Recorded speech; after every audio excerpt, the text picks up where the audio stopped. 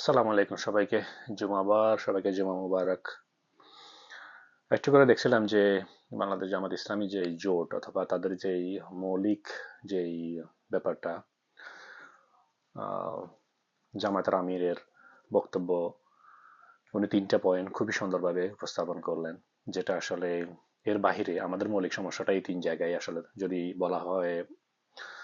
তিনি বললেন কোনো রাজনৈতিক নেতা কি করতে পারবেন না, করাপশনের সাথে ইনভলভ হইতে পারবেন না, যেটা জামাত ইসলাম অলরেডি ইস প্রুভেন যে 2001 সাল থেকে 6 সালে যেই সরকার ছিল সেখানে জামাত ইসলামের দুইজন যে কি ছিলেন, আহ, মন্ত্রী ছিলেন। ওই মন্ত্রণালয়গুলোতে আপনি কখনোই আজকে পর্যন্ত ওই মানুষগুলোকে আপনারা অনেক মিথ্যা অপবাদ দিয়ে ফাঁসিতে পর্যন্ত ঝুলানো গেছে, অনেক অপবাদ দেওয়া হয়েছে, কিন্তু করাপশনের বিষয়ে কেউ কোনো এখন পর্যন্ত কেউ কখনো কোনো আওয়াজ তুলতে পারে নাই। So this is it's really great achievement of Jamaat Islami.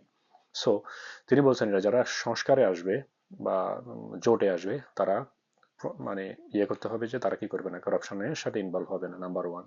Number two, তিনি যেটা বললেন সোশ্যাল জাস্টিস, যে আপনি শুধুমাত্র রাজনৈতিক কর্মীর কারণে অথবা যে মামলা বাণিজ্যের যে ব্যাপারগুলা, অথবা আমরা কি করি, যে পরিমাণ বাংলাদেশে আসলে মামলা হয় এবং আমাদের বিচার ব্যবস্থা যেভাবে পলিটিক্যালি কারাপ্টেড, যে পরিমাণ কলুষিত, এটা আসলে চিন্তার বাহিরে। যদি আমি আমি আমার একটা প্রেজেন্টেশন ছিল 2017 সালে, তো ওইটা নিয়ে বাংলাদেশের বিচার ব্যবস্থা নিয়ে যখন এটা নিয়ে একটু করে একটা গবেষণার ইনফরমেশন নিলাম, নেওয়ার পর ওখানে ওই গবেষণাটা ছিল এরকম, যদি বাংলাদেশে 2017 সালের পর থেকে মানে মনে করা হলো আগামী আজকে থেকে আর কোনো মামলা কি হবে না, ইস্যু হবে না কোনো কোর্টে এবং কোনো থানায়। সো যদি যে পরিমাণ মামলার পরিমাণ, এই মামলাগুলো যদি আমি যদি নিষ্পত্তি করতে চাই এবং যে পরিমাণ আমাদের কি আছে মানে জনশক্তি আছে মামলাগুলো পরিচালনা করার জন্য, এই পরিমাণ জনশক্তি দিয়ে এই পরিমাণ মামলার নিষ্পত্তির জন্য 30 বছর সময় লাগবে। 30 বছর মানে হচ্ছে আপনি যদি কোনো মামলা চান তাহলে 30 বছর সময় লাগবে শুধু মামলা করার জন্য। আপনি দেখেন যাদের জায়গা জমি নিয়ে মামলা আছে তারা খুব ভালো করে জানেন 10 বছর, 12 বছর, 15 বছরে মামলা শুধু ডেট পাল্টায়। তারপর হচ্ছে বিয়ে সংক্রান্ত মামলাগুলা অনেক দেরি, পলিটিক্যাল মামলাগুলোর সংখ্যা এখানে আনবিলিভেবল বলা হচ্ছে, মোর দেন 25,000 শুধুমাত্র false case against Jamaat Islami ছাত্র শিবির। অন দি আদার হ্যান্ড এখানে যে আসামির সংখ্যা বলা হচ্ছে 10 লাখের বেশি সারা বাংলাদেশে, যেটা যারা 2012 সাল, 13 সাল, 14 সাল ওই সময় পলিটিক্সের সাথে ইনভলভ ছিল, যারা একবার জেলে গেছে তারা বিষয়টা বুঝতে পারছে যে একজনের জায়গায় মানে একটা রুমে 3 থেকে 4 জন মানুষ থাকতে পারতো, সেই রুমটাতে থাকতেছে 65 জন।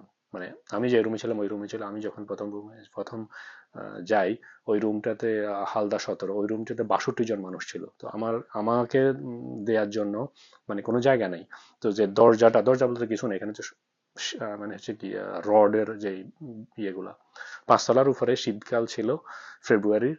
তো ওই রডের যে দরজার পাশেই ছিল আমার থাকার জায়গা। তো আমি যখন সকালবেলা ফজর নামাজের আগে সবাই উঠে যায় আসলে, উঠে দরজাটা যখন খুলে যায় সবাই আবার নামাজ পড়ে শুইতো, কিন্তু আমি শুইতে পারতাম না, মানে আমার শোয়ার জায়গা নেই আসলে, আমাকে একদিকে এভাবে হেলান দিয়ে দাঁড়ায় থাকতে হইতো।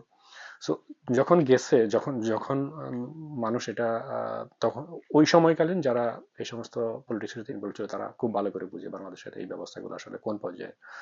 সো উনি বললেন করাপশন, উনি বললেন জাস্টিস, এন্ড থার্ড যে পয়েন্টসটা সেটা হলো আমরা আসলে যেটা নিয়ে এই আন্দোলন, আজকের এই মানে সুন্দর বাংলাদেশ গড়ার যে মানুষ স্বপ্ন দেখে, সেটা যেখানে শুরু 24-এর আন্দোলন। সো 24-এর আন্দোলনের বাহিরে চিন্তা করার যে হ্যাঁ ভোটের বিকল্প কোনো কিছু নেই। সোশ্যাল যে সংস্কার ভোটে হ্যাঁ, না ভোটের কোনো মানে বলার কোনো প্রশ্নই ওঠে না যে না ভোট, এটা হ্যাঁ ভোট, হ্যাঁ ভোট, হ্যাঁ vote 100%। On the other hand এই হাদির ইস্যুটাকে আপনাকে ম্যানিপুলেট করার জন্য এটাকে আরো বেশি আপনি দেখবেন যে একটার পর একটা ইস্যু আসতেছে, দালাল চক্র, আমি I believe and I strongly support BCB director যে তামিম ইকবালকে বলছে যে কি করার জন্য, সে ভারতের দালাল। এটা এক্স্যাক্টলি 100% সত্য, আমি সাপোর্ট করি ওনার কথা। আমি পার্সোনালি কোনো কিছু চিনি না, কিন্তু আমি এটা সাপোর্ট করি। কেন আমি সাপোর্ট করি, আপনি বাংলাদেশের মানে এই যে ফেসগুলা আমাদের মিডিয়া অথবা আমাদের ক্রিকেট আঙ্গনে এদেরকে সেলিব্রিটি করে তোলা হয়েছে, যদি তাকে জিজ্ঞেস করা হয় যে হোয়াট ইজ ইউর কন্ট্রিবিউশন, মানে তোমার যে তুমি 10 বছর 15 বছর ক্রিকেট খেললা, তোমাকে মান্থলি মোর দেন 5 লাখ 10 লাখ করে স্যালারি দেওয়া হয়েছে, ম্যাচ ফি দেওয়া হয়েছে, অনেক অপরচুনিটি দেওয়া হয়েছে, তাহলে তোমার কন্ট্রিবিউশন আসলে কি ছিল, তার কাছে কোনো আপনি সদুত্তর পাবেন না। একটা এশিয়া কাপের সেমিফাইনাল খেলা ছাড়া তামিম ইকবালের জীবনে কোনো গ্রেট অ্যাচিভমেন্ট নাই।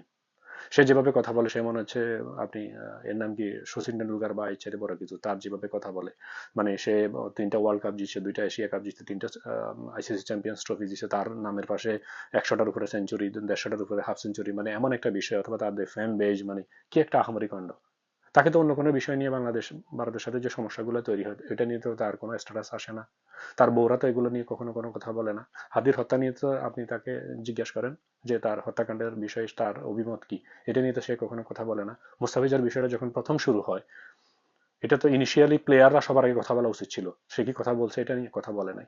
এটা যখন রাষ্ট্রের সাথে রাষ্ট্র লেগে গেল, কূটনীতিক পর্যায়ে চলে গেল, আই মিন ক্রিকেট অপারেশন কমিটিগুলো যখন কথা বললো, আইসিসির সাথে এটা যখন হলো, কখনোই কোনো কিছু হচ্ছে না। এবং legitimately we are now the good point, strong point, যে আমরা আমাদের security issues, we will not allow to go anybody, any crowd or any player. So তখন সে এটা কি করতেছে, এটাকে নিয়ে কথা বলা শুরু করছে। কেন? এটা হচ্ছে এজেন্ট, এরা এদেরকে নিয়োগ করা হয়েছে। সে যদি তার আবেগ, তো ক্রিকেট, তার যদি আবেগ ক্রিকেট হইতো তাহলে সে মুস্তাফিজের বিষয়টা নিয়ে আরো 10 দিন আগে কথা বলা উচিত ছিল, ইনস্ট্যান্ট কথা বলা উচিত ছিল, যেটা এভাবে না হয় এভাবে। এখন কেন বলতেছে এজেন্ট, এরা এরা দালাল, এদেরকে দালাল দালাল দালাল 100% বলতে হবে, এরা দালাল। এদের জীবনের কোনো কি নেই, মানে কোনো, আপনি দেখবেন এর কোনো, মানে এদের মতো অসংখ্য দালাল পাবেন আপনি।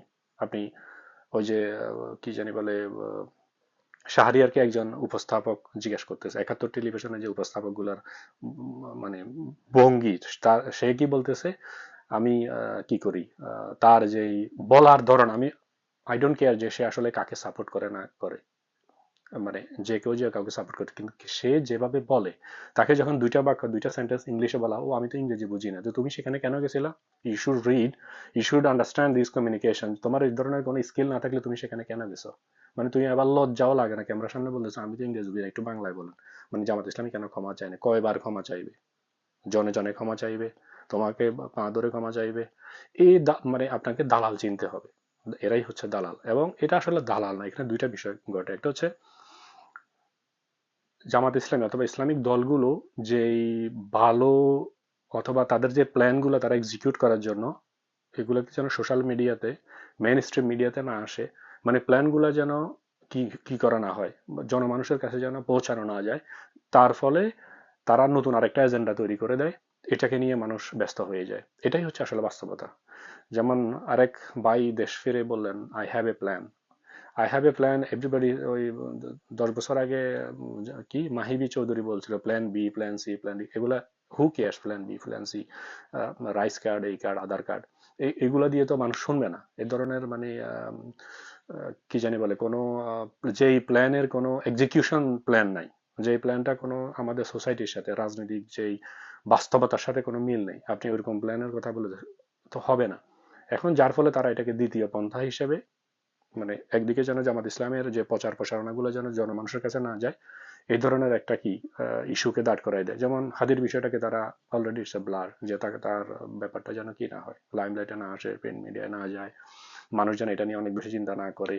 মানে ইলেকশন কাছে আসতেছে, দেখবেন যে একটার পর একটা আরো বেশি, যেমন 2 দিন আগে আরেকটা বিএনপি কর্মী হত্যা করলো, সালাউদ্দিন বললো একে কি করা হয়েছে, মানে এটা কোনো বিগ ইস্যু, একজন মানুষ নিহত হচ্ছে, মানে তার দলের কর্মী। একটা সভ্য দেশের নেতা কখনো তার দলের কর্মী মারা যাওয়ার পরে এই ধরনের স্টেটমেন্ট দিতে পারে না, যেটা একটু বিচ্ছিন্ন ঘটনা। এটা বিচ্ছিন্ন ঘটনা না, ইট ওয়াজ কিল বাই সামবডি, যেন ইস্যুগুলোকে এইভাবে দামাচাপা দেওয়া। আপনি দেখবেন আরো অনেক ধরনের এ ধরনের মিথ্যা অথবা ইস্যু ডে বাই ডে চলে আসবে আসলে, যাতে করে কি হয়, মানে হাদির ইস্যুটা দামাচাপা পড়ে যায়। জামাত ইসলামের মতো দলগুলো যেই প্ল্যানের কথা বলে, অথবা যে সত্যের কথা বলে, কারাপশন বন্ধের কথা বলে, সংস্কারের কথা বলে, হাঁ কথা বলে, এই বিষয়গুলো যেন কি করা হয়, বেশি প্রচার না হয়, সেজন্য কি করতে হয়। সো আমার একটাই বিষয়, সবার এই সকল বিষয়ে সচেতন হওয়া উচিত, এবং হচ্ছে সঠিক তথ্য সবার কাছে সরবরাহ করা উচিত, সবাইকে সচেতন করা উচিত আসলে, ব্লাইন্ডলি কাউকে সাপোর্ট না করে। আপনার ভোটটা অবশ্যই হ্যাঁ ভোটে হবে, এটা হচ্ছে সর্বশেষ কথা। সো সবাই সবার জায়গা থেকে ভালো থাকবেন। তামিম ইকবাল দালাল, one more Times, he is a দালাল, দালাল, দালাল, এবং ভারতের দালাল।